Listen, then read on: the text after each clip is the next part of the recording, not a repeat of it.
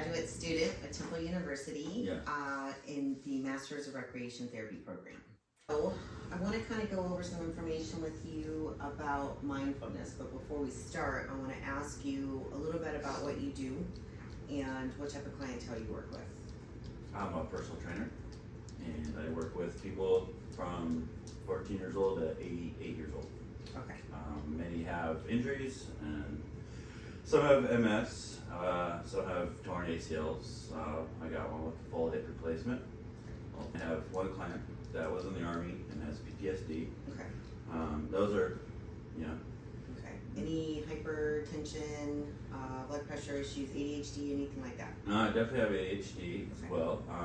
It makes a big difference when they don't take their medication. Let's see, ADHD, hypertension, some have hypertension, diabetes. I have a few with diabetes as well. Okay. Yeah. And then talk to me a little bit about their demeanor when they get there. Can you sometimes tell if they have stress? Do you know what to look for when it comes to that as far as their focus in your sessions? Oh yeah, I mean, besides energy levels, when somebody comes in, they're either ready to go or they're ready to just start talking about their day or their family life, or so you almost become their therapist during the sessions for training. Absolutely. Okay.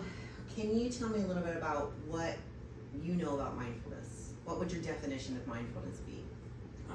Well, I wouldn't know anything as far as psychologically, if you will. Okay. I would just think being mindful is like mindful eating, mindful decisions, thinking about what you're doing. Okay. Like think about it before you do it. Okay.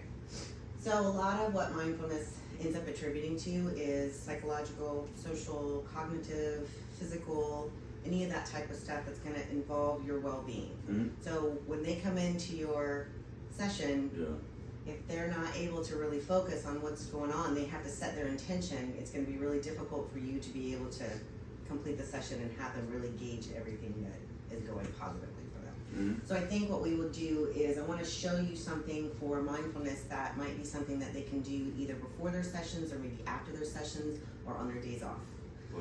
It's called progressive muscle relaxation. And I think this is good for you because of the type of work that you do.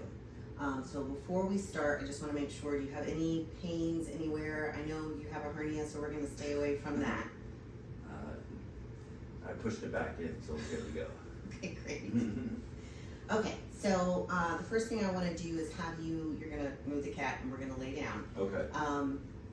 I'm going to kind of go through it a little bit before we start so that you kind of know what you're looking for. So basically it's a tension breathing exercise. So you're going to create tension in certain muscle groups, and then you're going to breathe in at the same time, and when you go to relax those muscle groups, you're going to breathe out. Okay. So hold tension in your hands, breathe in, hold for a few seconds, and then relax. Okay. Okay, and then we'll wait about 5 seconds and we'll go on to the next group. Okay. All right, so go ahead and lay down. Move that cat. Okay, so we're gonna start, get nice and comfortable. We're gonna start at your hands. Okay, so your hands, we're gonna start by clenching them. So you can relax your head, okay? Mm-hmm. Go ahead and actually put your legs down if you can. All right, so we're gonna start, ready, and clench your hands and breathe in at the same time. And release. Feel comfortable being able to breathe out of your mouth. I know sometimes it feels weird to do that. And then we're gonna start at your wrists again. We're going to flex your forearms. So flex, flex, flex, flex, flex. And release. Next thing I want you to do is give me a bicep curl and flex your biceps nice and big and strong. And release.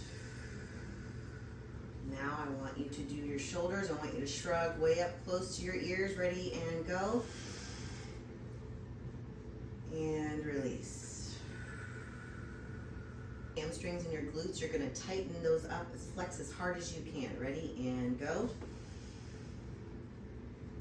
And release.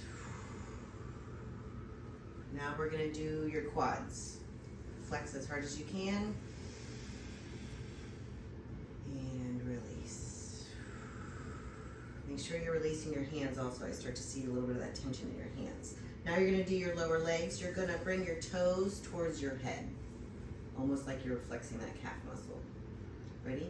And go. Good. And release. And the last one we're gonna do is we're gonna curl your toes under. Ready? And go. And release. Okay. Do a body scan. Can you feel if there's any tension anywhere else in your body at this point in time? No. No? You're doing good? Okay. So go ahead and sit back up with me. Make sure you're not getting lightheaded as you get up. Good. Come on, sit.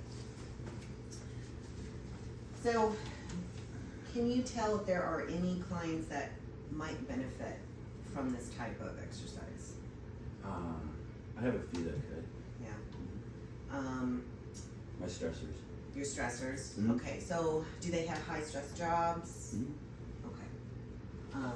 And how did you feel during the release part of that tension? I started to relax. You did start to relax. Yeah. So it was actually effective, right? Okay. Was there anything that you became aware of during the exercise as far as where you might hold some of that tension for yourself? I'll just say my shoulders. Your shoulders. Yeah. Do you already know that you hold that, or is that something that is new? I'd say I kind of know. Kind They of. hold there. Yeah. That's what I I hold mine in the middle of my back. So, Okay. how important do you feel that mindfulness can be to just the general population, or specifically for some of the clients that you have, or even for yourself? Well, if you're trying to do something, if you're focused on something else, and if you can focus on a task at hand by a breathing exercise or anything that relieves that tension, then I think it would be beneficial. Okay, good. We did bring up something that is important when it comes to mindfulness. So most of the time what happens is we set that intention, we start to bring awareness to that intention, and it allows us to actually focus just on funneling that energy right into that particular exercise. Mm-hmm. So I think a lot of times people have a challenge when it comes to being able to relax enough, like to meditate. Mm-hmm. It's not necessarily easy for people to meditate. Have you ever tried? No. No. No, that's not. It's just not you. No. Okay. Well, hopefully this was at least going to be bringing something to, your wheelhouse to be Yeah. able to talk to some of your clients about, maybe afterwards or before. If you notice that they are a little bit stressed, you might be able to do a few of these muscle groups.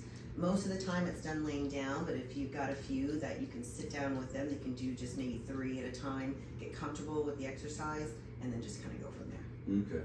So, okay.